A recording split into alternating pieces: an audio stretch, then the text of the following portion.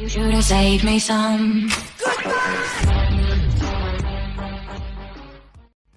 नमस्कार, म राज थापा मगर एकपटक फेरि तपाईहरुको स्वागत गर्छु। आजको भिडियोमा साथीहरु म तपाईलाई चाहिँ कुनै पनि फोटो जस्तै तपाईले धेरै नै हेर्नुभयो होला, प्रोफाइलमा चाहिँ केटीहरुको फोटो राखिरहेका हुन्छन्। अब त्यो फेक हो कि साच्चैमै त्यही मान्छेको हो भन्ने कुरा चाहिँ कसरी हामीले थाहा गर्न सकिन्छ कि भने कुनै यस्तो फोटो जुन अहिले हाम्रो इन्टरनेटमा एकदमै भाइरल भएको छ, त्यो मान्छे सम्बन्धी तपाईलाई थाहा छैन, त्यो मान्छेको नाम के हो, को होला भनेर तपाईलाई यदि जिज्ञासा छ भने पनि त्यो मान्छेबारे चाहिँ हामीले कसरी जान्न सकिन्छ, त्यो पनि एकदमै सजिलै। त यसको लागि साथीहरु तपाईले केही पनि गर्नु पर्दैन, जस्ट त्यो मान्छेको फोटो चाहिँ आफ्नो मोबाइलमा चाहिँ सेभ गर्नु होला। त यसको लागि साथीहरु सेभ गरिसकेपछि म तपाईलाई देखाउन चाहन्छु। आफ्नो गुगल क्रोममा जानु होला र गुगल क्रोममा गइसकेपछि साथीहरु यसलाई ओपन गर्नु होला। र यो धेरै टाइम पनि लाग्दैन, म साथीहरुको धेरै टाइम पनि वेस्ट गर्दिन। यसमा चाहिँ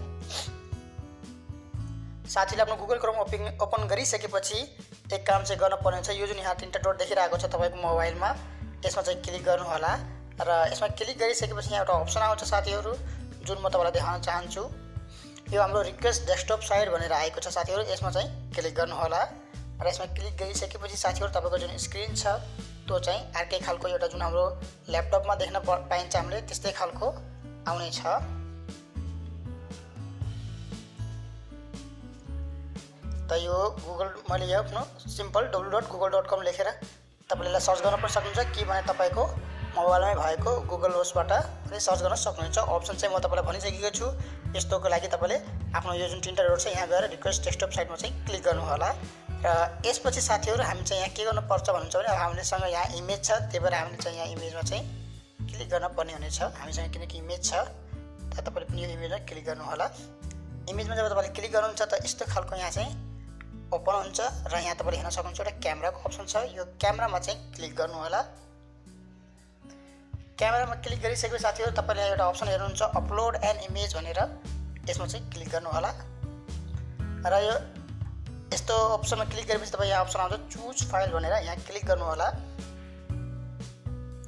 र यसपछि तपाईले जुन फोटोलाई तपाईले सर्च गर्न चाहनुहुन्छ, जुन फोटोबाट तपाई बुझ्न चाहनुहुन्छ त्यो फोटोलाई चाहिँ सिलेक्ट गर्नु। मानौँ यो फोटो मैले यो एउटा केटीको मैले सिलेक्ट गरेको छु। मलाई थाहा छैन कुन केटी हो र कुन उसबाट बिलोङ गर्छ, मलाई केही पनि यसबाट थाहा छैन, तर म यहाँ चाहिँ जान्न चाहन्छु। त यहाँ हेर्न सक्नुहुन्छ साथीहरु, जब मैले यो फोटोलाई यसरी हाले इन्टरनेटमा यहाँ तपाईले देख्न सक्नुहुन्छ यसको नाम सबै आइसकेको छ। यहाँ जुन तल हेर्न सक्नुहुन्छ best guess for this image Riddhi Kumar photos भनेर आइसकेको छ।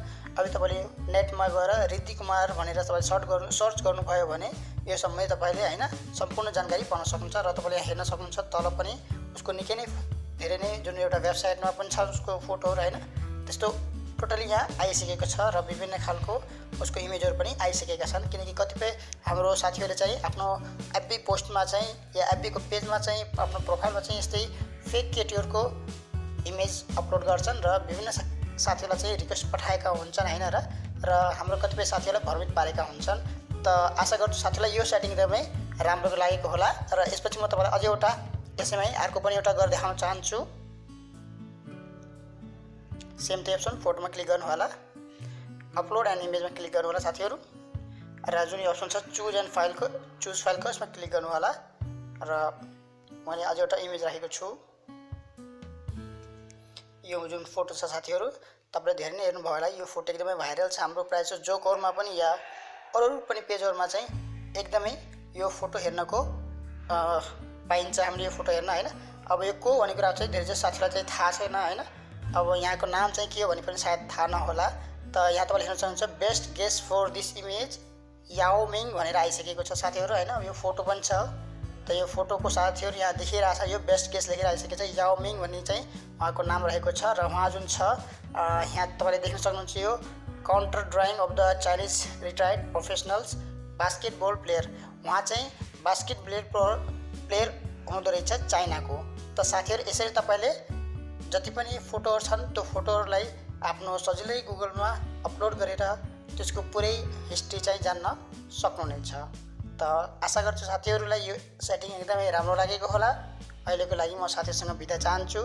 म छिटै नै एउटा राम्रो भिडियो लिएर उपस्थित हुन्छु साथीहरु।